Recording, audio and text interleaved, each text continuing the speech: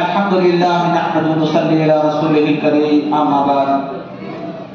قال الله تعالى في القرآن المجيد: أعوذ بالله من الشيطان الرجيم. بسم الله الرحمن الرحيم. يا أيها الذين آمنوا اتقوا الله حق تقاته ولا تموتن إلا وأنتم مسلمون. وقال رسول الله صلى الله عليه وسلم: دمعة المعاصي تطفئ غضب الرب، أو كما قال صلی اللہ علیہ وسلم. محترم حضرات، علماء کرام، صدر جلسہ، حاضرین میں بچے جو کہ کل ہو کر اسلام کے سپاہی بنیں گے، ہمارے بزرگ حضرات جن کی دعائیں ہمارے اور بچوں کے ساتھ ہوں گی، پردہ نشین بہنیں جو یہاں تشریف لائی ہیں، اللہ کا لاکھ لاکھ کرم ہے اس دنیا کے مشاغل سے فارغ کر کے تھوڑی دیر اللہ پاک نے ہم اور آپ کو دین کی باتیں، اللہ اور رسول کی باتیں، ایمان اور یقین کی باتیں کہنے اور سننے کے لیے اکٹھا کیا. اللہ اس کہنے سننے کو قبول فرمائے، اور جو بھی کہا جائے سنا جائے اس پر کہنے والے اور سننے والے سبوں کو عمل کی توفیق عطا فرمائے. یہ دنیا عمل گاہ ہے، عمل سے زندگی بنتی ہے جنت بھی جہنم بھی. یہ خاکی اپنی فطرت میں نہ نوری ہے نہ ناری. ہماری یہ مجلسیں دو حال سے خالی نہیں، یا تو ہم اللہ رسول کی بات کو سنیں گے، اس پر عمل کریں گے، یہ مجلس ہمارے لیے نجات کا ذریعہ بن جائے گی، ہدایت کا ذریعہ بن جائے گی. یا اگر عمل کی توفیق نہیں ملی، یہ ہمارے خلاف حجت بن جائے گی. کل قیامت میں کوئی عذر نہیں چلے گا عمل کیوں نہیں کیا. یہ نہیں کہہ سکے گا بندہ کہ مجھ کو جانکاری نہیں تھی، کوئی بتلانے والا بتلایا نہیں.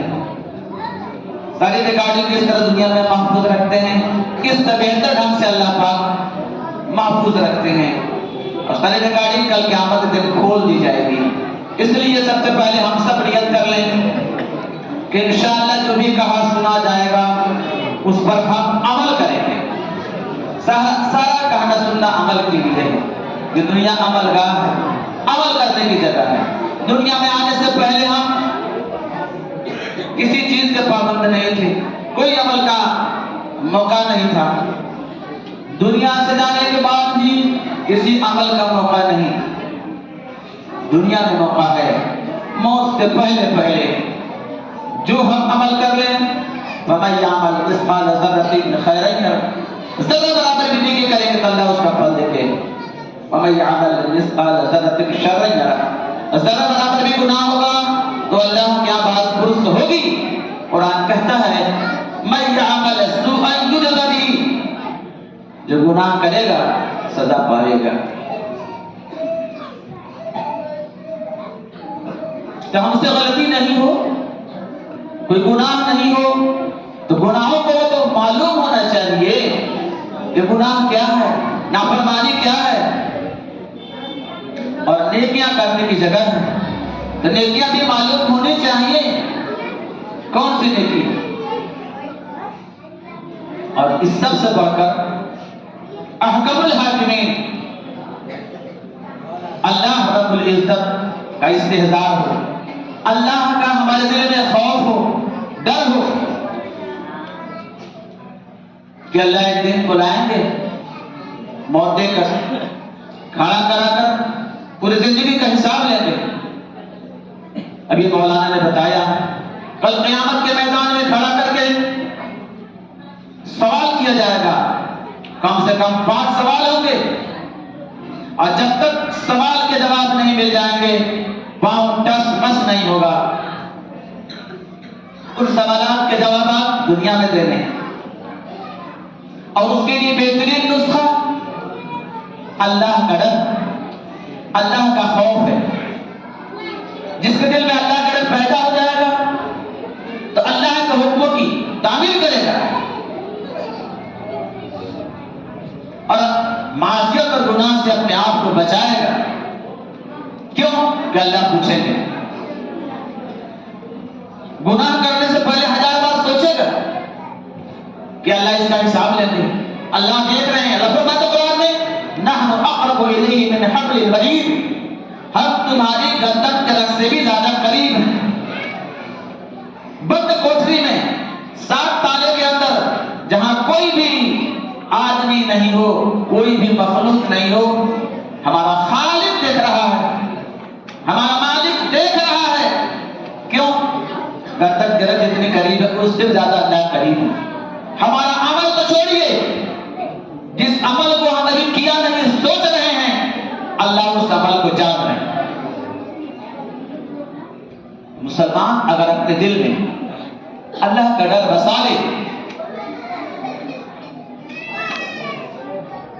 تو کتنا خراب ماحول ہو گناہ سے بچ جائے گا. کتنا ہو غیر مسائل حالات ہو اللہ کے حکم کو پورا کرے گا. کب؟ جب دل میں اللہ کا ڈر ہوگا. آج بہت سارے تقریر بیان ہوتے ہیں, جلسے جلوس, اور دین کی بہت ساری محنتیں ہوتی ہیں, ہو رہی ہیں. اللہ کا فضل ہے, اللہ اس میں مزید اضافہ فرمائے. سارے مسلمانوں کو تمام طرح کی خوبیوں سے اللہ تبارک و تعالی حصہ عطا فرمائے. خاص طور سے ان لوگوں کو جو اپنے آپ کو دین کی محنت کے لیے, دین کی دعوت کے لیے وقف کر دیا ہے, اور اللہ ہم لوگ کو بھی قبول فرمائے.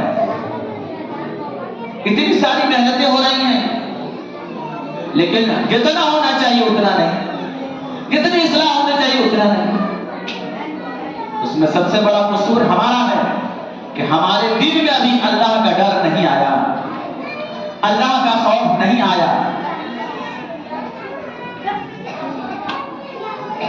حالانکہ جس کے دل میں اللہ کا ڈر ہو, جو اللہ کا خوف اپنے دل میں پیدا کر لے, اس کو جنت کی گارنٹی ہے.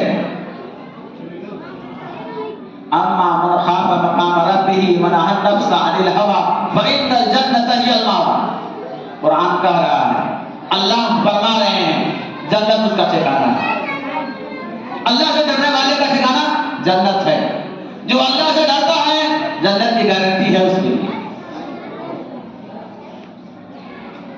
ایسا نسخہ ہے کہ جس کے دل میں اللہ کا ڈر آ جائے گا, سارے عمل اس کے لیے آسان ہو جائے اور سارے گناہوں سے بچنا اس کے لیے آسان ہو جائے. آئے گا کیسے؟ کہ ہم کو موت, قبر, حشر, آخرت, پرسرات, جنت اور جہنم سامنے ہو تو ڈر پیدا ہوگا. موت کو بھلا جائے پھر ڈر ہوتا. موت کو یاد کریں, کثرت سے یاد کریں تو اللہ کا ڈر ہوگا کہ موت دیکھ کر اللہ بلائیں گے, قبر کا مسئلہ ہے کیسے حل ہوگا.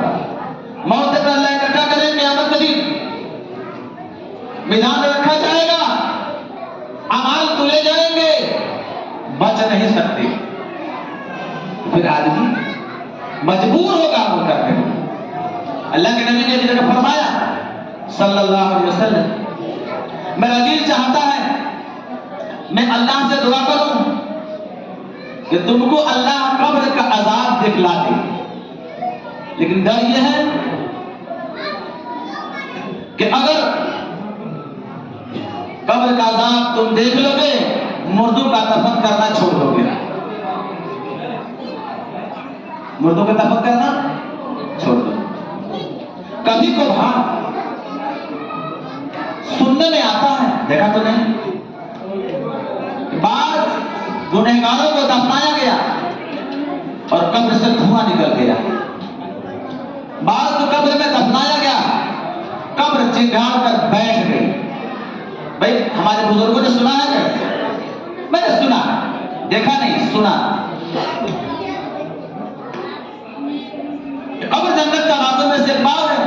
जहन्नम में गर्दों में से गढ़ा। तो जिसको इस बात का यकीन होगा,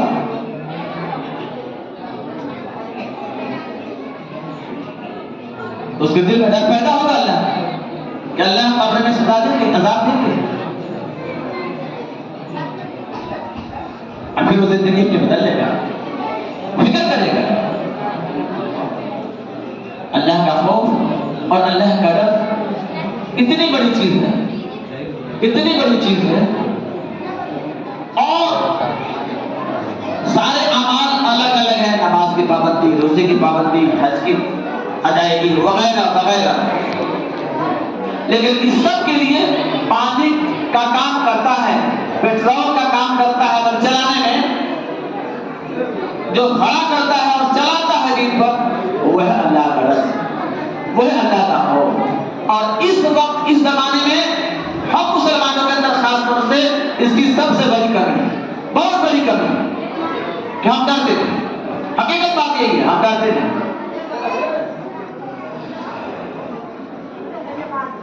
डर खत्म हो गया, अल्लाह का खौफ खत्म हो गया। एक बात अभी देख लीजिए, हम मस्जिद में हैं, मस्जिद अल्लाह का घर है, अहकमुल हाकिमीन का दरबार है, इसमें दाखिल होने के आदाब हैं। दुनिया के बादशाहों के यहाँ जाते हैं, बादशाहों को छोड़िए, एक वजीर के चैम्बर में हम दाखिल होते हैं, कितने सटीक होकर जाते हैं, कितने एहतियात बरतते जाते हैं, कोई भी आदमी न होने पाए कि यहाँ से निकाल दिए जाओ, तो आगे जाएंगे ना।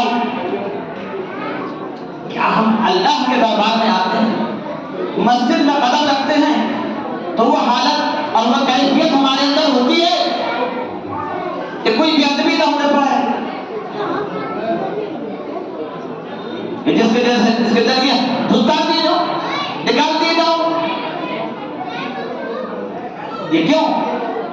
कि हम तो मस्जिद में दाखिल होते वक्त इस बात का इस्तेज़ार नहीं कि अल्लाह का डर है, अल्लाह का डर नहीं है, अल्लाह का खौफ नहीं है, जिसको जैसे अब हमारी माँ और बहनें यहाँ बैठी हैं, वो जरा खामोशी अख्तियार करें। मस्जिद अल्लाह के घर में है, खामोश रहें। क्या हमारी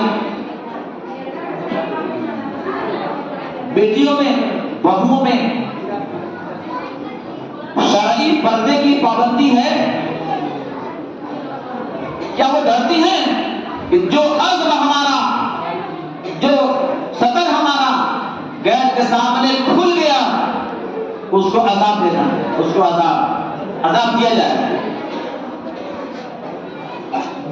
जो नए नए इस्लाम में दाखिल हो रहे हैं, वो पूरे तौर पर 100% उस इस्लाम को अपना रहे हैं, इस्लाम को फॉलो कर रहे हैं, एक एक सुन्नत पूछ पूछ कर अमल कर रहे हैं, और खानदानी मुसलमान फरैज़ को धड़ल्ले से छोड़ रहा है।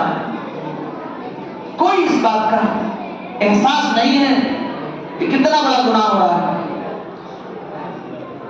आपको मालूम होना चाहिए, मगरिब में, यूरोप में इस्लाम तेजी से फैल रहा है। फिलिस्तीनी औरतों के सब्र इस्तिक़लाल को देखकर आज यूरोप में औरतें मुसलमान या ईसाई औरतें मुसलमान हो रही हैं, दहरिया मुसलमान हो रहे हैं। ये कौन ताकत है, कहां से आई है कि बेटा पूरा खानदान सामने मौत घाट उतारा जा रहा है, लेकिन कितना पत्थर दिल है उस औरत का, कितना सब्र का नाता है कि वो कह रही है सुभान अल्लाह, अल्लाह ने मेरे बेटे को, मेरे शौहर को, मेरे औलाद को कबूल कर लिया। एक वाकया है, नौ मुस्लिम नाचने वाली का जो नीम बरहना यूरोप में, अमेरिका में, मगरिब ममालिक में नाचती हैं, वो ईमान में दाखिल हुई, ईमान में दाखिल हुई। सोचिए हमारी भाई बहनें सुने, उसने एक एक चीज इस्लाम का अपनाया, पर्दा कर लिया। जिन शेख के हाथ में उसने इस्लाम कबूल किया, एक सवाल भेजा, एक पूछा कि एक मर्तबा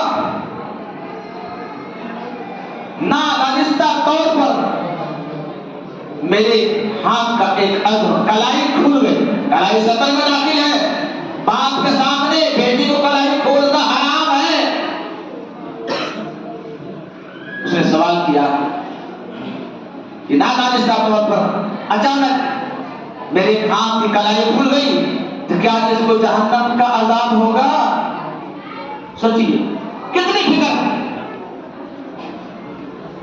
آج اللہ ہماری حفاظت فرمائے، اصلاح معاشرے کے عنوان سے پروگرام رکھا گیا ہے۔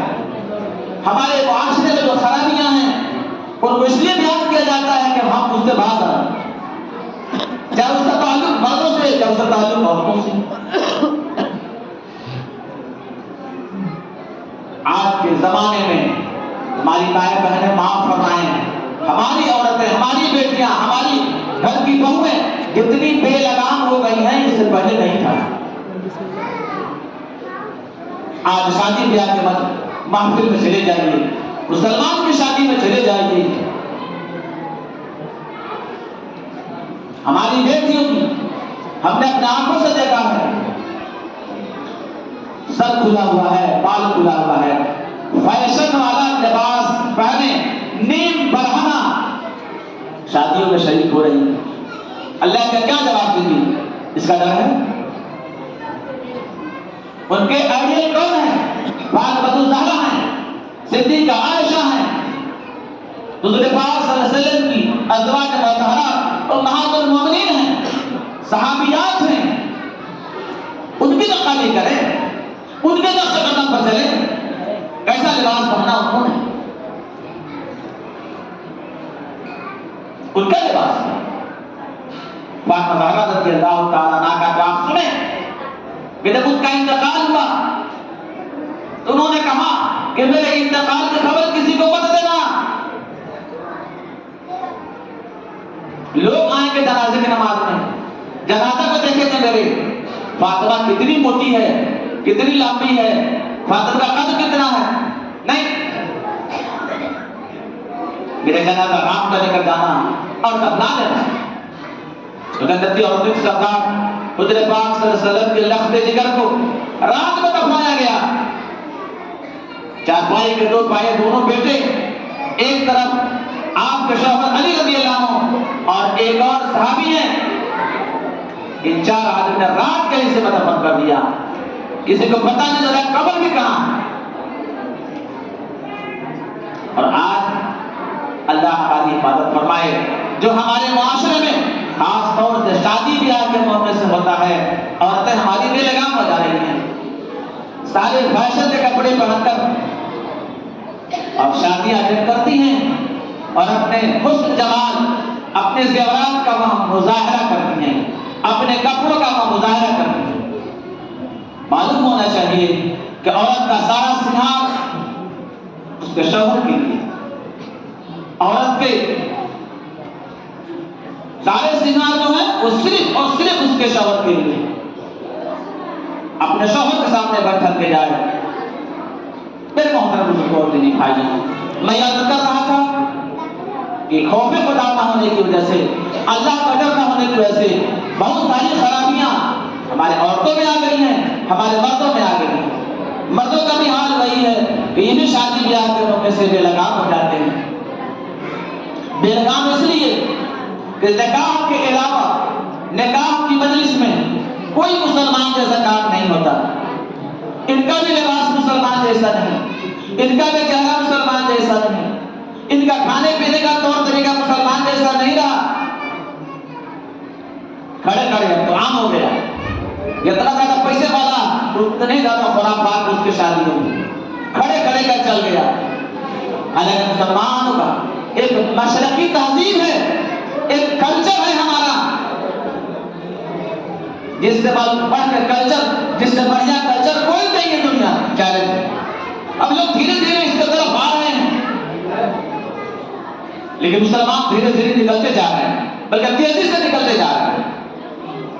اب سوچ لیجیے، ہم مسلمان ہیں، کیا ہمارا چہرہ تھوڑا مسلمان ہے؟ کیا ہمارا لباس مسلمان ہے؟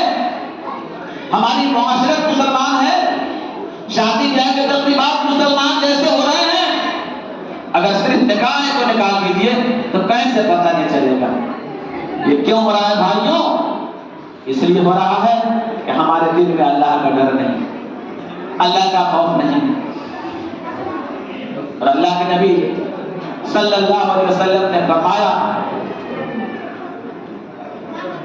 کہ طاعت المعاصی تطفی غضب الرب، ہم اللہ کا ڈر دل میں پیدا کریں، اللہ سے ڈریں، 2 رکعت نماز پڑھ کے آنسو بہائیں، اللہ سے مانگیں، تو دونوں چیز اللہ دیں گے، نیک عمل کی توفیق بھی دیں گے، اور ہم توبہ کرتے اللہ ہماری توبہ بھی قبول کریں گے۔ ورنہ آج پورے دنیا کے مسلمانوں نے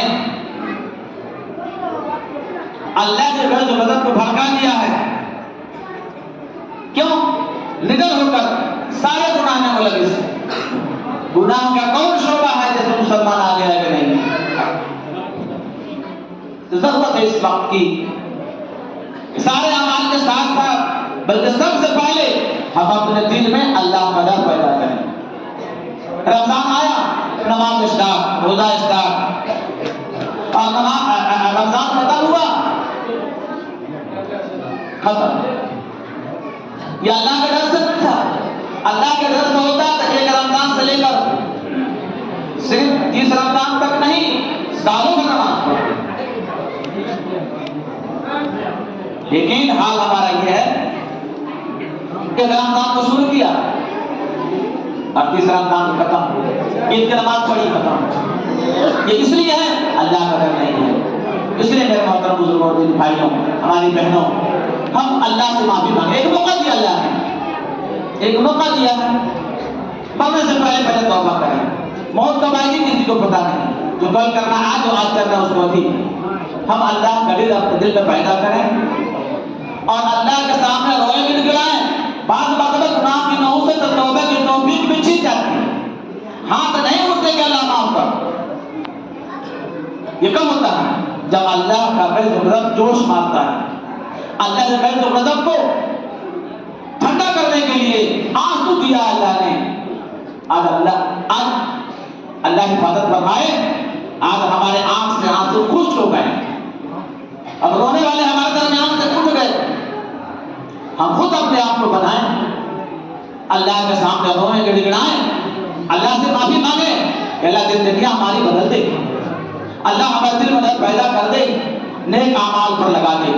اللہ تبارک تعالی ہم اور آپ کو اس پر عمل کرنے کی توفیق عطا فرمائے۔ الحمدللہ رب العالمین۔